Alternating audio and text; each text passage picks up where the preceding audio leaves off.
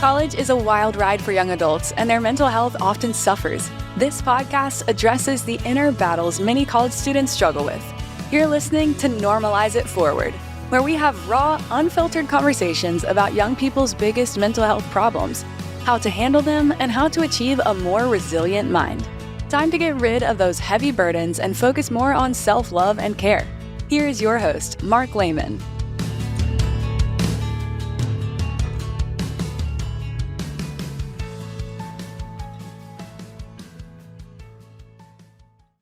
Hi, everybody. Welcome to Normalize It Forward. My name is Mark Lehman, and Normalize It Forward is the podcast that talks openly about mental health and wellness. Today, we are here to welcome Penny Jarrett. Penny, welcome. Penny is a mental health and wellness coach, a writer, a speaker, and a therapeutic art practitioner. She's passionate about helping people overcome their challenges so that they can begin to live fulfilled lives and joy, free of pain, confusion, and the negative effects of trauma. Penny, welcome. Very nice to have you here today. Thank you, Mark. It's a pleasure to be here. Thank you. I don't know if that intro did you justice, if there's anything you'd like to add, or that covered it well. Yeah, it was lovely. I was feeling good listening to you describe me. I was like, nice, thank you. You've done a lot of different things, Penny, and I was just about to say that. yeah, you sound busy, which is great. Busy's good, and certainly everybody that comes to Normalize It Forward comes with a different perspective and sort of a fresh view on things. Really, our main thrust is to try to talk more openly about health and wellness and try to get a good sense out really as much as we can to role model for our young adults out there how important it is to talk openly. And when it comes to mental health and wellness, there's sort of a number of offshoot topics that, if it's okay, I'd love to ask your perspective on. Beginning with the topic of self-care. I guess I'm wondering, Penny, when you hear the phrase self-care, what does self-care mean to you? Self-care to me is an extension of true self-love, I think, because love, as you know, when everyone talks about self-love and self-care, there can be loud opinions or when people express things and we cling to it and we don't dig deeper and personalize it, for ourselves all the time, which I think even the topics being talked about loudly is great. But if we think about the fact that love is a verb, and it's something we do. It's not just something we feel. Obviously, it's a beautiful feeling when you feel all that love. But to love ourselves is not always going to be a feeling. It's not always going to be, okay, I'm finally accepting myself for my flaws and I love myself and I feel all of this, warmth and compassion and fondness for myself. Because yes, having those feelings towards ourselves is amazing. It improves our self-esteem. It, helps us take opportunities and believe in ourselves. But it's not always the case. Not a lot of people, well, a lot of people do, but there's a huge amount of people that don't naturally feel those ways about themselves. And other people, we might feel sometimes that the reasons behind that can be vanity. So we feel ashamed to talk about it, or it could be something that has happened in our past, or a mistake we've made, or the way that we view our family. This is coming from my own personal experience, everything I'm saying here as well. And so when you don't have those natural feelings of fondness for yourself, the least you can do is love on yourself, because you are yourself. People often go to confidence classes. They want to love themselves. They want to feel a certain way. The way you do it is by loving on yourself, because it doesn't always come naturally. So I feel like self-care is a way to love on yourself. I love that. There's different ways to do that. Yeah. From creating boundaries. For the face mask, I speak a lot at different events and stuff. And, we say self-care is not just face masks. But you know what? A big portion of it is. And it's not just, I at one point was completely like, listen, self-care, forget the face mask. But as my self-care and my own wellness journey has kind of come, I wouldn't say 360 because it's not back where it was. It's gone a 180 and then loads of sparkles. glitter. I've had to come back to the face mask and the chilling and the really looking after my physical body and resting.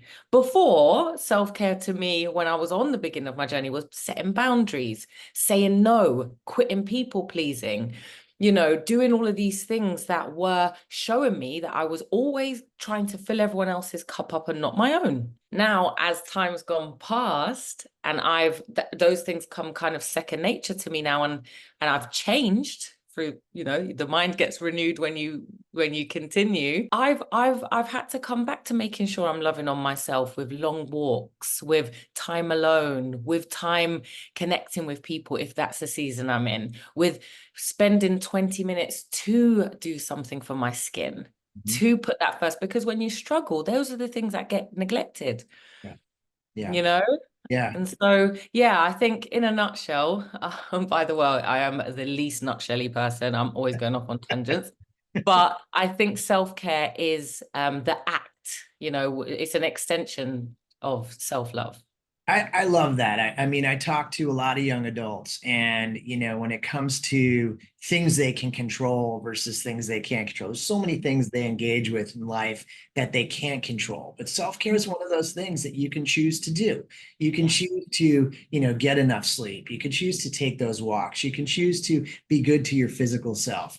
And setting boundaries. My goodness, that is a topic by itself we could talk about for hours.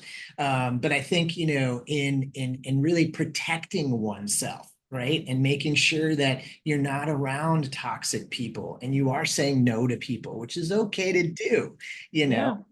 So I love that. I think it's such a big topic. And I try to promote the concept with young people of like, you have these choices. They're not chosen for you. These are choices you have that you can do. And as you said, and I've done the same throughout my own journey, we've learned a lot, right? And we'll continue to learn. And so, for young adults, in many ways, they're sort of almost just beginning that journey, right? And trying to figure that part out. So self-care, what a rich topic. And by the way, I love your tangents. I think they're great. Thank you. Yeah. So mental health, it's mental health is such a weird topic in that I feel like some people talk about it very openly. Some people absolutely avoid the topic. Mental health to me is something we all have. And wellness is one of those things that sort of fits in and in some ways is a solution, or something that helps us, that again, we can choose to have. Even seeing a therapist is, to me, is a choice for many people. Young adults, unfortunately, nowadays, I don't know how much of this you're aware of, but the population of young adults that I see in college, the anxiety levels just through the roof and the depression levels through the roof. And I guess I wonder, just sort of in your viewpoint, Penny, what seems to be causing that? I think this is going to sound cliche because everyone who is a millennial plus. So I don't know all of the terms. I only found out recently that I'm a millennial, to be fair. I didn't know. I was like, I'm definitely not Gen Z. So I've asked someone. So I know I'm a millennial. Get a list of the terms. Yeah, I found out there's boomers, all sorts. They're cute names. But everybody who existed in the time when internet didn't will, and you don't have to be a genius to point it out. I think if you think about what causes if we think about anxiety and depression as an example and get really basic with it, I know it's not basic. I know it's not surface level. I've experienced both at different varying degrees, at times when I knew what they were, at times when I didn't. And when you don't, that's why these conversations are so important, because going through something like anxiety and severe depression, not knowing what it is, that's wild. Yeah. So these conversations are so important because you get to hear, what people describe your experience, and then you can come out, you can begin to come out of it. But if you think about anxiety is fear. It is a fear, and it's not always warranted. It's not always come from something we often have difficult things we've been through, or difficult experiences we've witnessed or endured, aka a pandemic or trauma in the household or just stress, just different things we've gone through. And we can then become really protective and fearful about that happening again when it's gone. Mhm. So there's and some people, we don't. Some people are like, whoa, that's over, let's live. And Mhm. some of us become really hypervigilant and protective, and we can't move past that. We don't actually always dig deep. That's why therapy is amazing, because your therapist asks you questions that help you to realize, hold on, this fear that I'm holding, I am afraid of losing someone again. I am afraid of losing myself. I am afraid of dying. When you get to the point, when you get down to it with anxiety, there's a fear. Mhm. I'm afraid of failure. I'm afraid of not living up to my own expectations or the expectations of my parents. It's never that loud. Mhm. It's always at the back, but it steers the behavior and it causes a constant knot. And the truth is wellness is definitely a solution, but it's also a destination. It's a state Mhm. of wellness, a state of well-being, a state of joy, which we all have innately, but we don't always access. Right. And so when we are constantly feeling, when I go back to talking about the internet, when we're over flooded with and inundated with other people's lives, other people's successes, other people's smiles when we're not happy, all of these things, we compare naturally. We're not sitting there saying, her life is better than mine.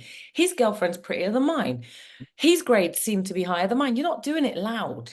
It just happens Mhm. because we're just taking in all of this information so naturally. And what that causes is just what that can cause is a constant fear that you will never live up to all of these things that you're seeing. Right. So that's one of the things. Don't get me wrong. I suffered with anxiety for years. And it came from living in a traumatic environment, living in a dysfunctional home, experiencing a lot of violence.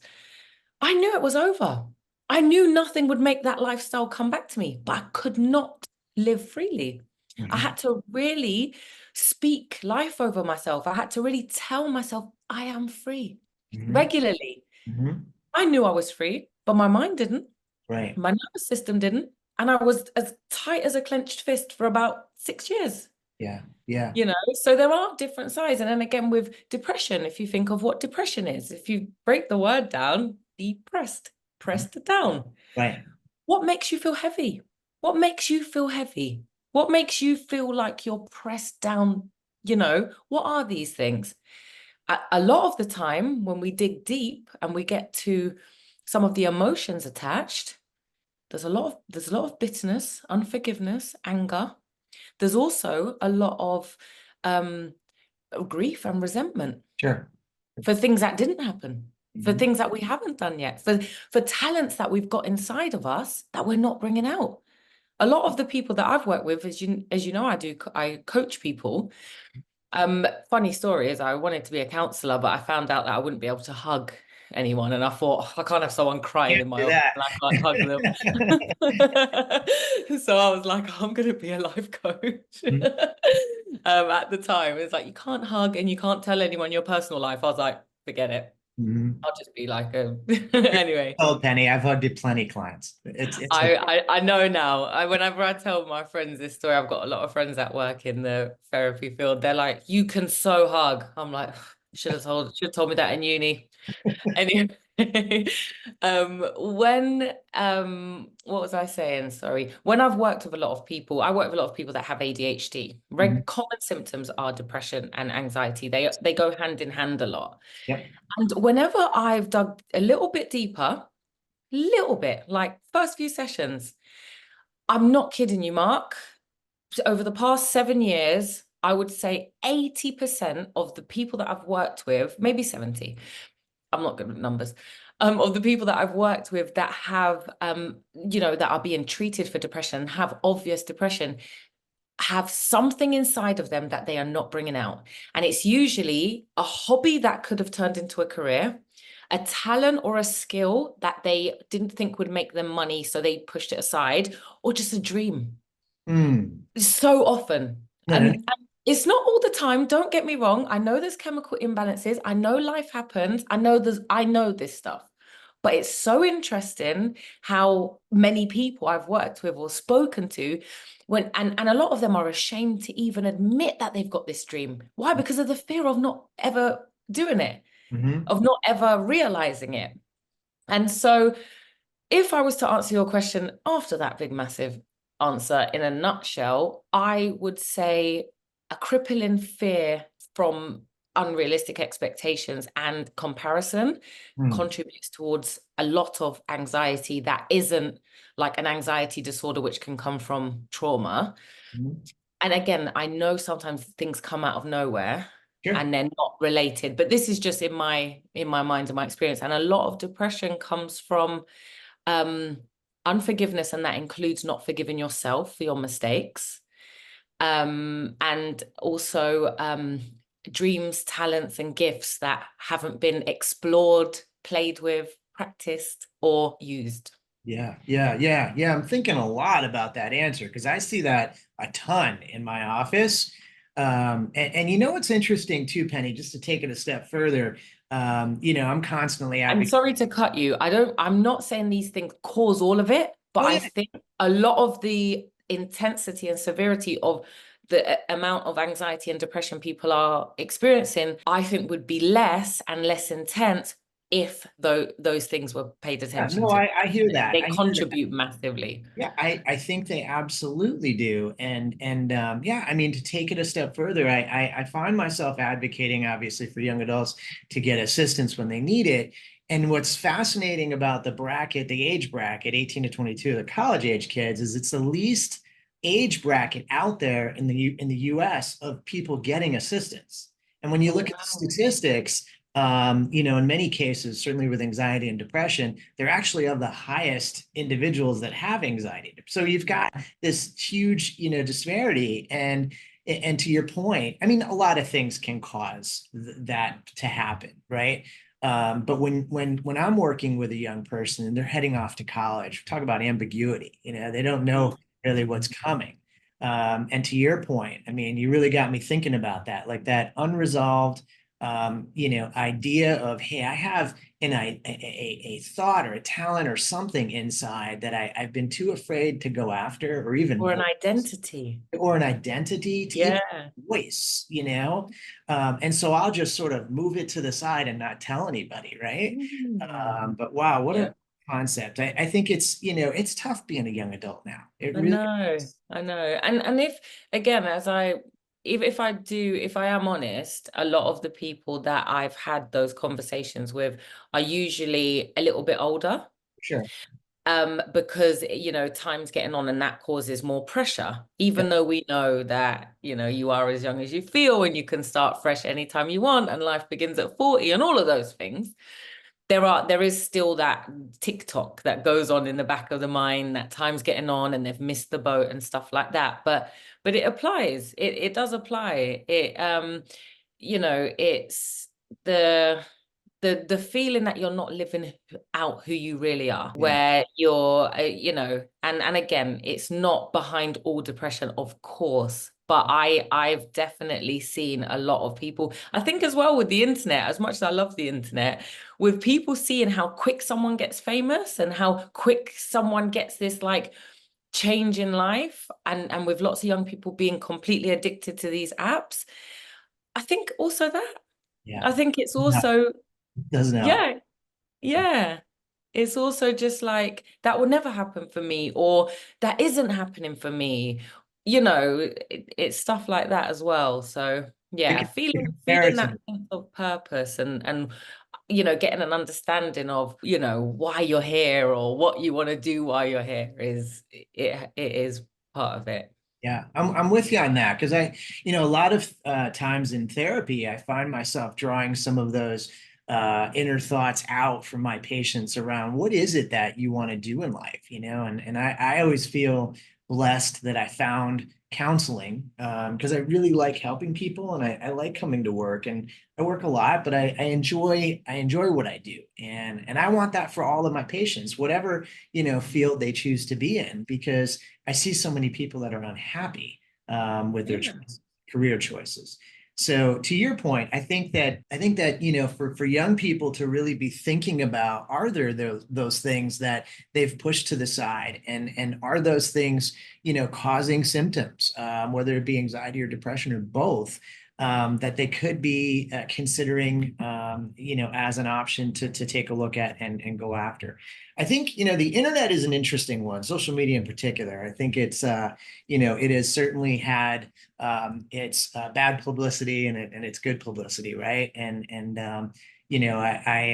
I certainly use it plenty for advertising my services and so forth. And I think for a lot of people, that's become a way to connect with services and try to figure out who's got what out there. But there is so much comparison that goes on. And the comparison, especially for young people, the comparison is never like, I feel great about myself because I've looked at social media. Uh, Mm, it's always negative. It's always like, now I don't feel as good. Uh, yeah. and Mhm. and it's funny, Penny. I was thinking, as you said, the individuals that you work with a little bit older. I don't feel like there is an age where that stops. I don't. I You know, don't. I Yeah. feel like they're, at 14, at 18, at 25, there's this comparison piece that doesn't make people feel good about themselves, Mhm. and it makes them feel less, and it makes them, I guess, chase or want more or feel really bad about themselves. But there's a piece to the social media that to me is just so unhealthy, and not Yeah. not really helpful for people. Um, It's so true. yeah, Yeah. yeah. So And it also breeds this I don't know if you'd say narrative, but this automatic expectation that you are supposed to do things in order to receive validation or an opinion. So mm, if you've got a social media account and you depend on likes and comments for engagement, and that's all it's about, then how do you separate that into real life? How do you then say to yourself, do you know what? I want to be a singer. No one in my family was singers, everyone was doctors. And it's an easy route for me. I'm already in school, but I want to be a singer. But the truth is, my family already think this, and it's just like an automatic. It's not like, oh, let me try and maybe I'll fail. People aren't even fully afraid of failing. It's afraid of people saying bad things about them and not liking them.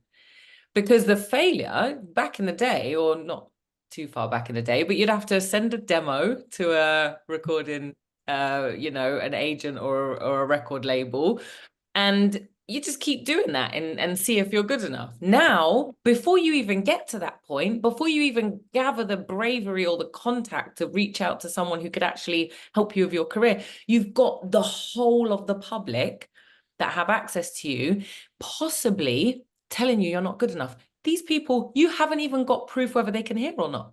right, They right. might actually be a robot who just sends the same comment to 100 people a day. And that could absolutely ruin everything for you. So growing resilience around what people think of you is so vital, but so hard. So hard. It is. I mean, I think it's important to remind ourselves about the false sense that we get from social media, right? Because I think Mhm. it's great when someone feels, good about those likes and good about that engagement. That's wonderful, but it's such a roller coaster. And as you said, it's not real. This is not real life. This is not Mark saying to Penny, "Hey, you're a wonderful person." That's real life. That's a conversation. This is, like you said, it's computers, it's robotic with AI. You don't even know if it's real. Exactly. And it could be someone who has a complete, like if someone listens to a type of music I don't like and Mhm, they say my song's bad, mhm. I don't even like the same music as you, so of course it's bad to you. Right, We right. don't even like the same music. Our ears aren't tuned the same.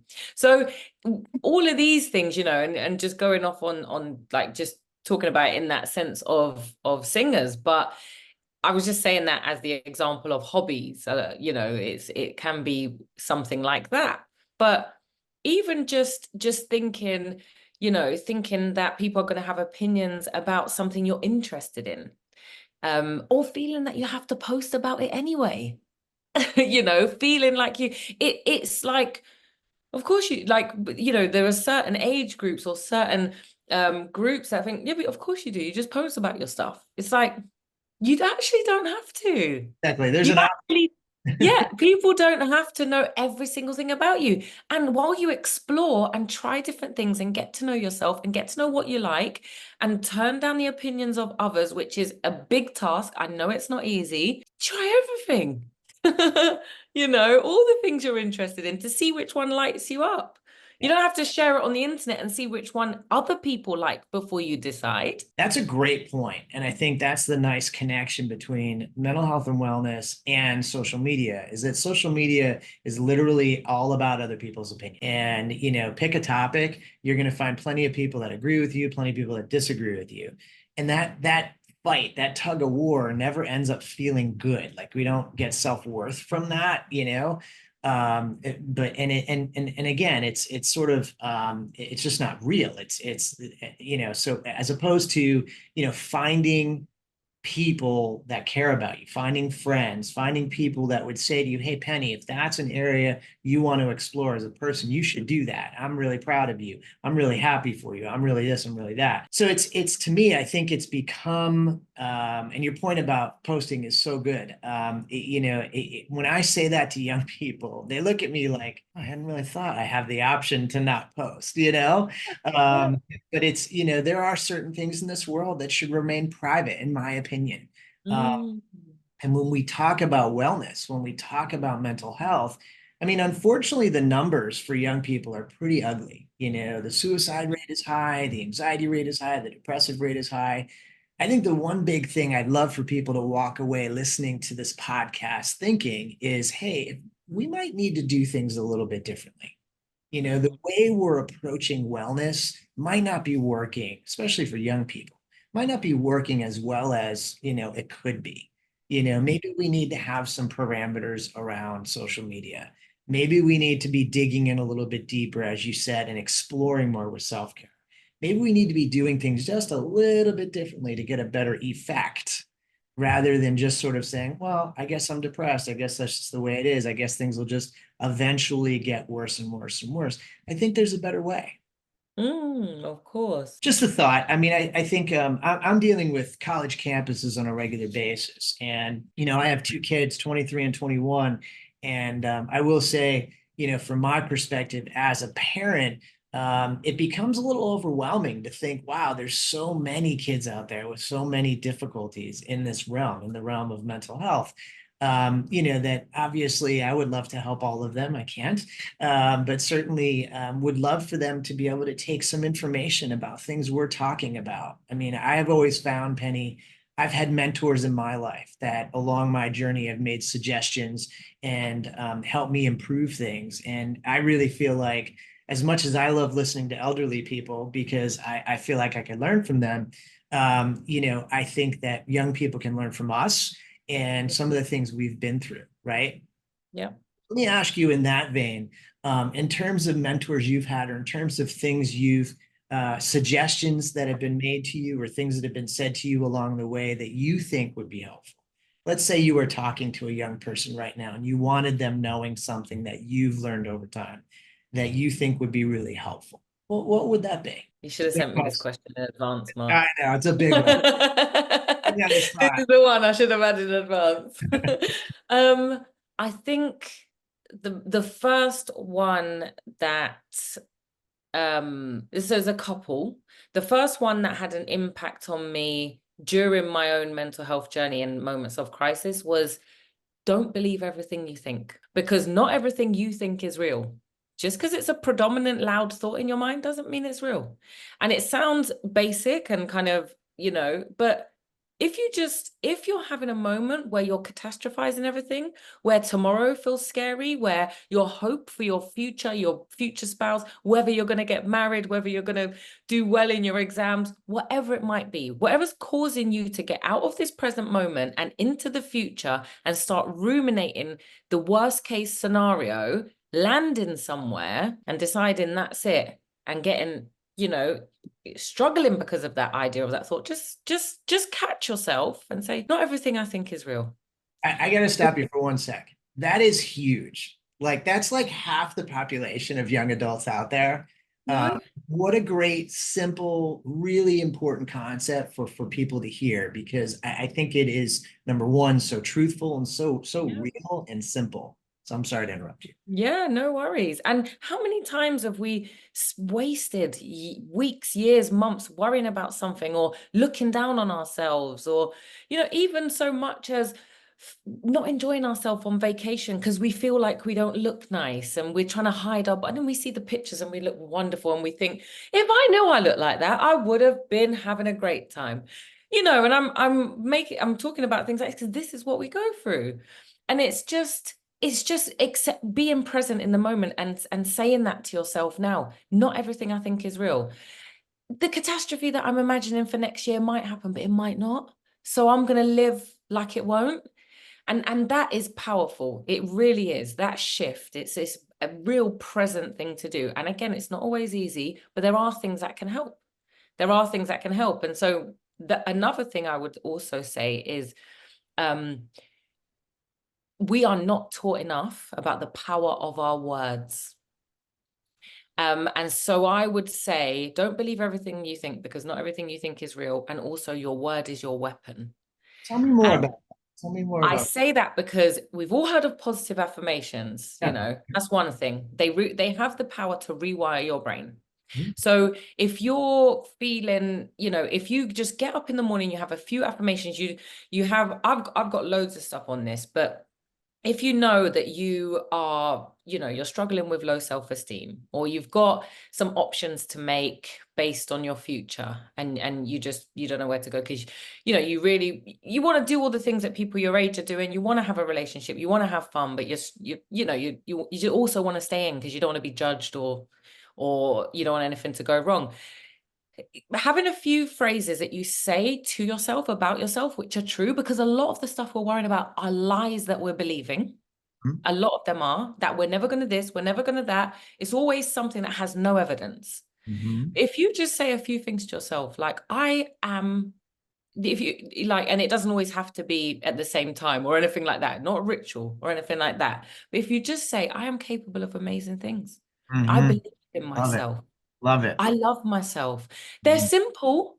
And you say, yeah, but I'm not saying that to myself. I'm going to feel stupid because I don't love myself. I don't believe in myself. Keep saying it to yourself. Do you know why? Because what you say affects what you hear. What you hear affects what you think. What you think affects what you believe. And what you believe affects how you behave. And it is not hoo-hoo. It's not spiritual. Mhm. It's facts. Yeah. Your words are so powerful. If you keep saying, oh, I'm never going to be able to, then you're not. That's right. If you keep saying these things, like, I had a friend, this is an example. I had a friend who used to be self-conscious about her weight. And every time we got on a bus or anything like that, when we were teenagers, she used to say, watch out, fat girl coming through, just to Mhm. being funny. She wasn't Mhm. ever like sad. She's really good personality, funny girl. And so she used to do that all the time. And I thought she's only doing that because she doesn't want anyone else to think it. She's just saying it like, fat girl coming through, Mhm. to the point where I believed her. I thought she was fat. Mhm. She wasn't. Mm. She wasn't. Mm. And it took for me to see pictures of us as teenagers for me to realize this girl used to speak so much badness over herself. I'm not saying that to be a certain weight is bad, because it's not. Mhm. The people are trying to put on weight, people are trying to lose weight. Some people like to be bigger, some people like to be smaller. I've been both, and I've enjoyed both at different times. But she was saying it in such a bad, derogatory way with jokes attached that I just believed her. And it wasn't because she said it in a bad way, sorry. That's not even relevant. I just believed her because Interesting. she's a friend of mine. I trust Right. her. Right. I believe her. I know she doesn't lie to me. So Mhm. when she says that she's fat, I believe her. When I look back on picture, if you were to just say to me, tell me about your friend so-and-so, I would say she's lovely. She's a little bit on the chubby side, a bit overweight, beautiful. I would describe her because it would be what's in my mind. When I look back on pictures, she was as thin as a pin. Interesting. Interesting. I just believed her. And even walking side by side, I felt like I was walking with a big person. I Huh. was never. Her words were so powerful, they convinced me. and I have my own set of eyes. Isn't that interesting? Yeah, You words, know? words are very, very powerful. Yeah. Our inner words and our external words. Everything. And Oh, they're forms. absolutely. They're not just when they leave us, they have energy, they have activity. Mhm. Even there was I don't know if you say professor or scientist that was studying he's a Japanese guy. I can't pronounce his name, but I can get it for you and link the story so anyone listening can look it up. Because Curious. when I talk about this to people, they're like, yeah, but you have to really believe it. And I was like, well, it would help if you believe what you're saying, because that energy also has a transformative power. Absolutely. Regardless, this is not like, it doesn't matter who it is, your words are powerful. But if you want to get down to the basic science of it, this guy was trying to figure out why plants grow better when you sing to them or talk to them. So he took all the elements over time, took all the elements of a plant, put them under a microscope and spoke. He said loving words over the particles of the leaf, the soil, the water, just figuring out, why is this actually true? Why, when you talk to or sing to a plant, does it actually grow better? Interesting. Anyway, they get to the point where they put water under the microscope. And when they said horrible things to the water and like making horrible sounds and saying nasty things, the particles in the water were all jagged, like spiky. Hmm. And they were bouncing off of each other in a really non-peaceful way. Hmm. And when he said lovely things like, you are my favorite plant, you're growing so beautifully, look at you, and just singing, the particles were all smooth and they flowed like a wonderful dance. And Interesting. we're 70% water. Hmm. Hmm. So if you don't want to believe in the power of having to really get into it and look in the mirror and get all meditative, which you don't, to speak life over yourself, you don't have to do that. You just have to make a decision. You know what? I heard Penny on a podcast say that if I want to improve my anxiety, I need to just start speaking life over myself. I know it's not going to change everything, but I'm going to try. And you just said, I am free from fear every morning, 10 times. I am free from fear. The strength that rises up in you, you'll feel it. Hmm. And if you don't, just remember the water in you, which is loads, it will Change. change how you feel physically because of that. Because Yeah. if your waters are like that, then Mhm. you're like that. Yeah, it's a great point. I love that. I think, I like simple things. And I think that young people typically do as well. And again, I think anything that they're able to glean from this conversation to me is beneficial.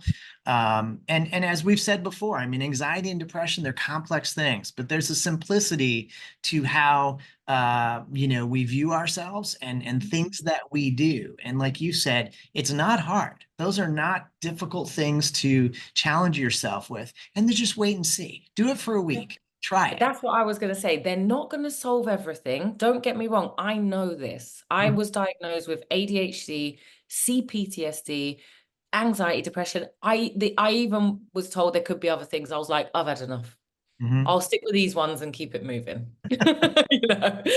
But I get it. I really, really do. I've had the I've had the intrusive thoughts. I've had, there's Yeah. been times where if I weren't alone, I could have got sectioned. I believe the way I was feeling, the things I was saying, it was by the grace of God that I didn't.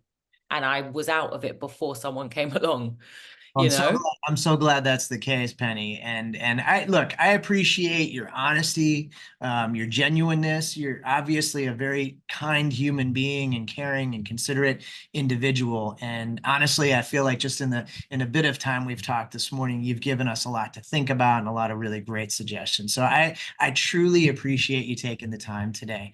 Can I put you on the spot one last time?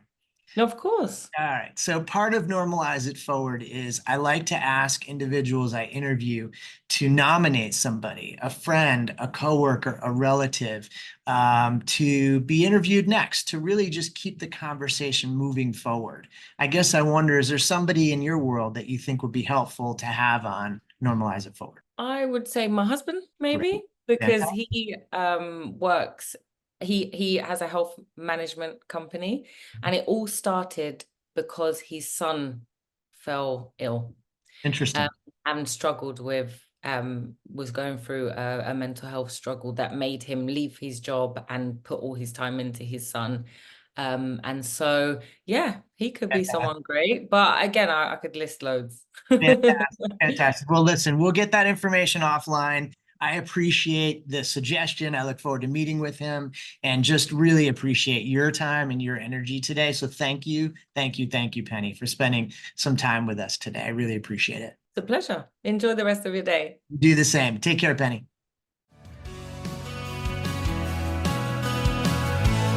That's all for this episode of Normalize It Forward. May this conversation serve as a reminder that you are never alone in facing your mental health struggles. There are always people who can help. To dive even deeper into our journey of normalizing one of the biggest issues young people face, check out more episodes of the show at youareheard.com. It's UAREHEARD.com.